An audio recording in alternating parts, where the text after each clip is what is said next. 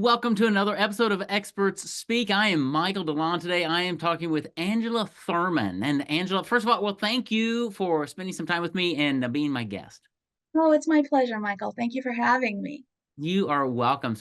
Um, Angela does a lot of things. She helps businesses and organizations with project management on a lot of different levels to really streamline processes and make things better. But she does it with a real personal touch, and that's kind of what makes it different and fun to have her on here. So I want to just unpack as we talk about this. What is project management? Who's it for? How do you help people? Things of that nature. So tell me as we jump into this whole conversation, Angela, how in the world did you get doing what you're doing today? Well, it all goes back to when I was in the sixth grade. Okay. And I am lucky enough to have grown up in a small town in Arkansas where there was a university in my hometown. And um, it, I was introduced to engineering very early on.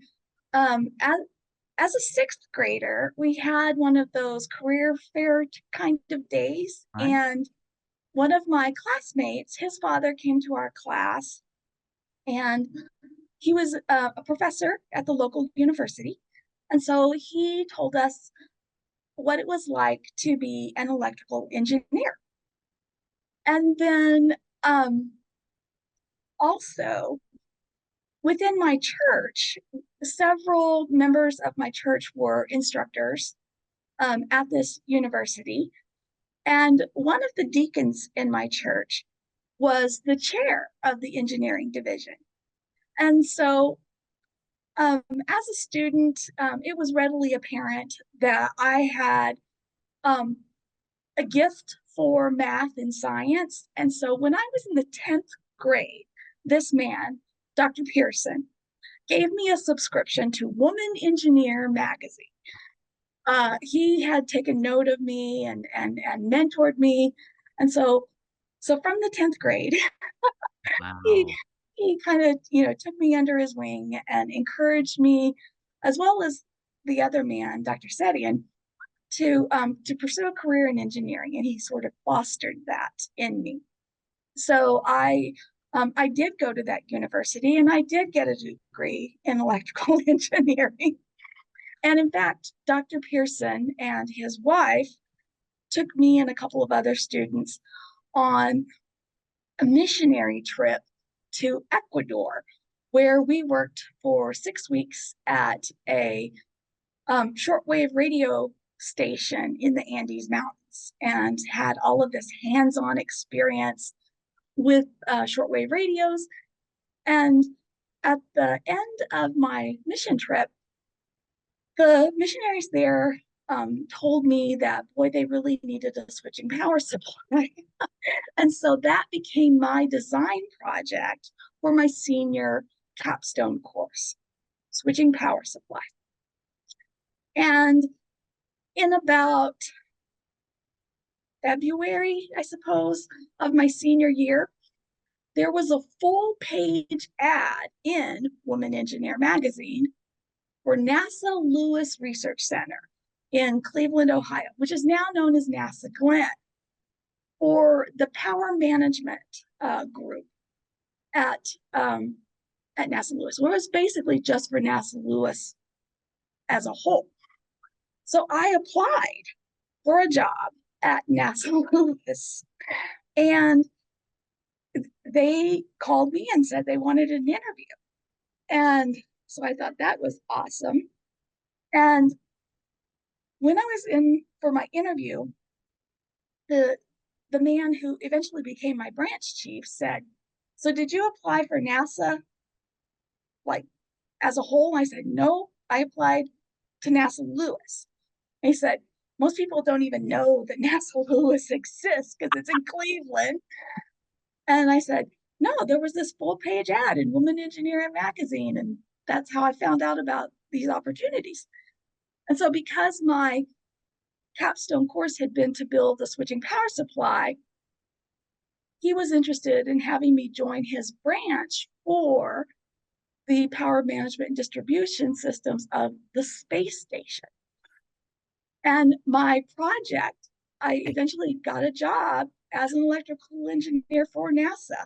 In fact, that's what they said when I went across the stage to get my diploma. And on Monday, she's, and so, and everybody like oohed and awed because I was going to work for NASA. Yeah, that's like out And of the world. yes. And but they hired me for the power management and distribution systems branch because I had been doing a switching power supply, which was because I had been on this mission trip, which was because I grew up in a church where Wow. the deacon Isn't God good? it was wonderful. It was fantastic. And then because I was at NASA Lewis, which is in Cleveland,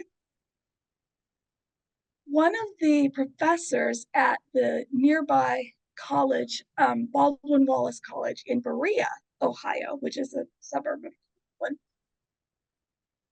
was Dr. Harold Kersner, which is a worldwide expert on project management theory. I mean, he literally wrote the book on project management. And they would bring Dr. Kersner in to teach all the engineers project management theory. I still have his book on my bookshelf and refer to it frequently. And so I learned project management theory, from the master. Wow. Early in my career. And so that's where it all began. And 35 years later, here I am, still working primarily in aerospace, still doing project management.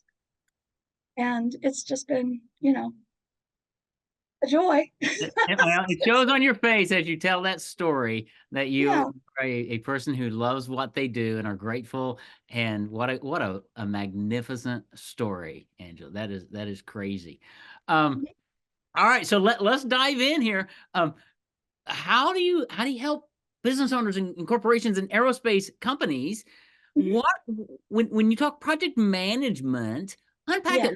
What kind of is it at a all right, you got to talk in layman's terms for people like me. Yes. Yes, I understand. What goes on? What are we struggling with that we say we should reach out and have a conversation with you? What are we struggling?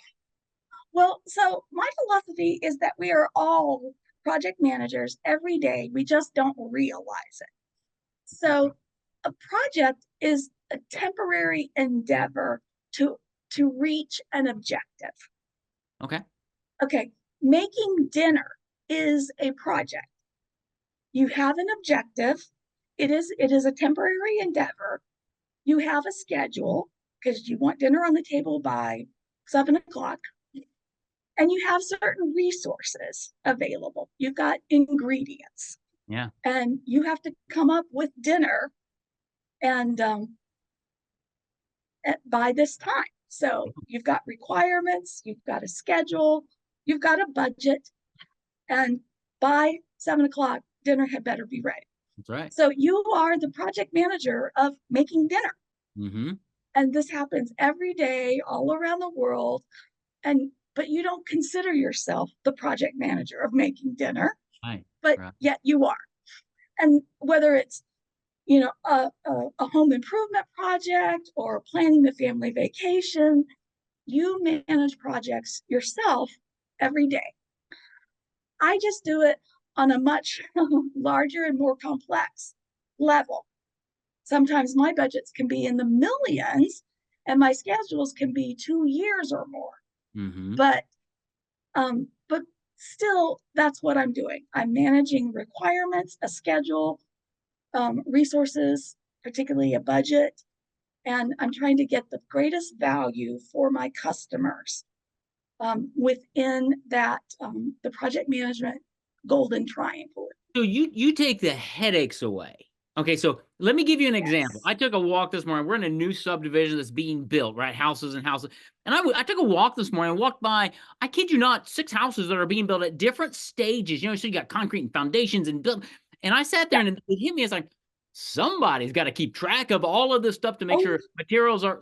So you could help entrepreneurs who are in the midst of all that go, this is driving me nuts.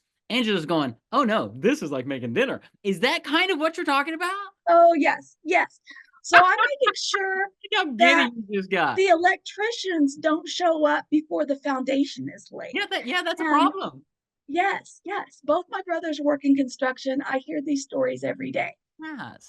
We don't want the windows being shipped before the framing is done. Right. Those kinds of things. Yeah. And on a different, like in a manufacturing environment, we don't want excess inventory sitting on the shelf. That's an asset that is not being properly evaluated. We don't want excess inventory sitting on the shelf. So we don't want to overproduce. That's Yeah. wasteful. Um, and yet we do want to be able to meet surges in customer demand. So finding that fine Yeah. uh, point Mm. is one of the things that we help Okay. And customers with as well. another fun example. I was at a coaching meeting last week, and I was sitting with a guy he owns a manufacturing company of some nature. They were making like bottles of water for people, right? And one of his people just recently left the company, unfortunately. Mhm. And he said, we made like 50,000 bottles of water, got them to the capping station, and he said, we only had 10,000 caps. And I thought, oh, that's not good. So I assume in your project management, you're keeping track of all of those things. You're going, oh no, we need to reorder caps because, and even if, right? Is that what you do? We do that too. Yeah. Oh my goodness. So Yeah. supply, because supply is an aspect of managing the overall project. So if we went back to that dinner analogy, Yeah. you don't want to find out, 5 minutes before dinner needs to be ready that you don't have the cheese for your lasagna. Right. That would be bad. Mhm. Okay. So you look at the whole somebody has a project they're dealing with. And it could be an ongoing everyday project like building houses, or it could be kind Yes, of a one-time, this is a major endeavor we're going to do for the next year, and we're going to change over our database. yes, a digital transformation. Something like that. And you would come in and just understand the scope of the project, help them plan, and then you kind of oversee it and work with their people. Is that? Mhm, mhm. Yes, yeah. Yeah. So you're the So, voice of reason. so we can come in and support their workforce Mhm. because a lot of companies don't have in-house project management services, or maybe they have some project management services, but they're not really skilled in project management. They're more schedule managers, task managers. Yeah. And so when risk comes into play, they're really not trained in how to mitigate or avoid the risks that may come up in a project. Yeah, and you probably see enough projects that you have this sixth sense per se to go, yeah, we need to be watching out for these things as we walk down this pathway. It may not happen, but we need to keep our eyes open, and let's make a contingency plan just in case. Ex- exactly. Especially when you're dealing with aerospace. I could only imagine what comes up there. Um, but what kinds of companies do you work for? Who's ideal client for you? Who should reach out to you, or maybe who shouldn't reach out to you? So my ideal client is going to be a small to medium-sized organization, probably a manufacturer Okay. in one of the highly regulated industries like aerospace, automotive, telecommunications, biopharma, um, a company that manufactures medical devices, something like that. Because they're highly regulated, they're most likely required to document their project management process. Okay. And they need to have a really rigorous project management um, framework. Okay. And you obviously have one of those, I'm sure. Or you help them create one so Right. they're under compliance and they're getting things done. Because I can only Yes. imagine if you're running on a project and then you hit a bottleneck of some nature that you don't foresee, Mhm. that can cost hundreds of thousands of dollars. And sometimes lives are at stake. Mm-hmm. Hmm. Yes. And so if you're in a regulated industry, you have to prove to the regulatory body your change management processes. So if you had a certified product and you made engineering changes, most likely for a product improvement, you have to prove to that regulatory body that this product is still, um, flight worthy, road worthy, so and so forth, and why it still should remain certified.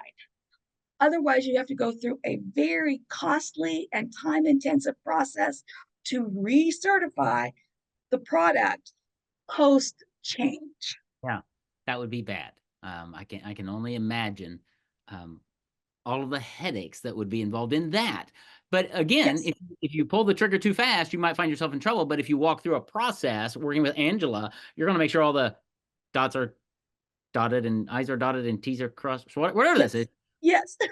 that's what you do. You help people do that in organizations. And if you're a small organization growing, yeah, you don't probably have the funds to hire an in-house project manager, but you can work with Angela and she can come in and give you years of expertise. I mean, this goes back to the sixth grade, folks. She has years of expertise I to. I surprise a lot of people by saying that when I first started my first job at NASA, Ronald Reagan was president. There you go. Wow. I love that. I remember those days. Um, but to have that kind of expertise on your team at your beck and call to say, how do we do this? Or and here's something I assume happens is you've got a small company growing, they're in their fifth, sixth year of business, and they land a big contract. Yes. What do we do? You call Now what Angela. do we?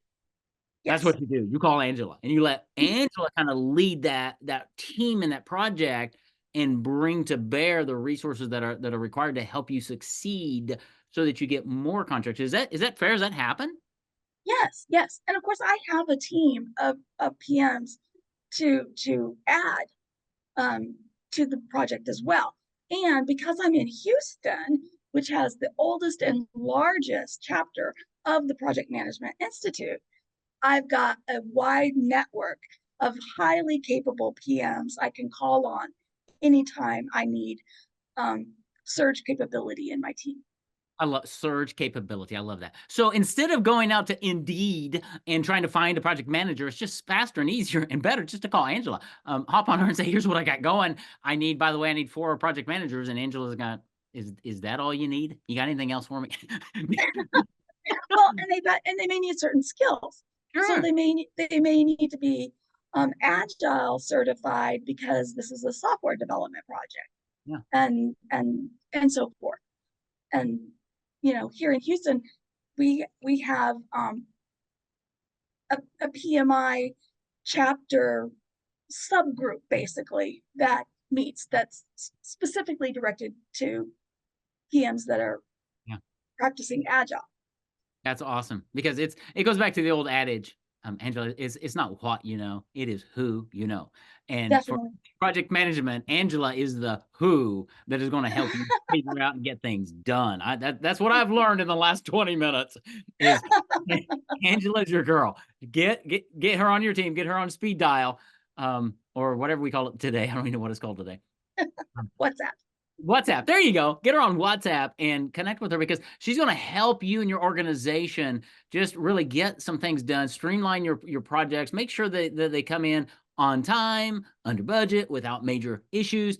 And she has the resources at her fingertips, at her beck and call, because she's been doing this for so long. She knows everybody. She's there in the hub of project management, of the project management universe, there with NASA and everything in Houston. And it's just fascinating what you do because it's a world outside of Yeah. where I live, and that's why I love my podcast. Is I get to talk to people like you who are just brilliant, and you put these things together, and you love what you do. It shows on your face, and you're here to help and serve people who I mean, I've been through. I used to be in corporate America and was with the ministry, and we went through database or changes and changing all kinds of, and it's a nightmare to work with a bunch of um hoodlums, as I would call us, who don't really understand it. And we're working on spreadsheets and things. And it was just a nightmare. And if we would have had Angela there, it would have been a lot easier, a lot smoother, and probably a better result. So if you're struggling with things like that, or if you're thinking about launching a project, or if you just landed a big old client and you're not really sure what to do, I think you need to reach out to Angela and just have a conversation. Say, how can you help? Angela, if that's somebody out there, I mean, what's the best way for them to connect with you? Well, I do, have a contact information on my website, of course, which is thurmanco.com. And then LinkedIn, lots of people reach out to me on LinkedIn. And that's a great way to reach me as well. Okay. Well, So I would say either of those two. I'll make sure both of those are in the show notes. And you can just tell by talking with Angela, she's just a down to earth Arkansas girl, which I love. I lived in Arkansas for 20 years. So I love that. And have the conversation, reach out to her, because she's probably going to be able to help you. If she can't for some wacky reason, I know she knows somebody who can. If it has anything to do with project management, whether you're trying to build a new car, whether you're trying to put somebody on the moon, she has experience everywhere. So it could be that, or if you're just trying to take the next project of your company and take it to the next level, you're going to learn a lot by reaching out to Angela Thurman at thurmanco.com. We'll grab that. We'll put it in the show notes. Angela, this is really fascinating. I've got 17 other questions I'd love to ask, but we don't have time for that today. But thanks for doing what you do and bringing passion to your, I mean, seriously, when I saw project management, I went, okay, this is going to be boring. But you're anything but boring, girl. This is really, really fun. So thanks for doing what you do and being who you are, and hanging out with me for a little bit and being my guest on Expert Speak. Oh, it's my pleasure, Michael. I really appreciate the opportunity to speak to you and to your audience. You are so welcome. It's been so much fun. So everybody, thanks for listening. Go check out thurmanco.com, and be sure you check back here next week for another great episode of Experts Speak. Take care and God bless.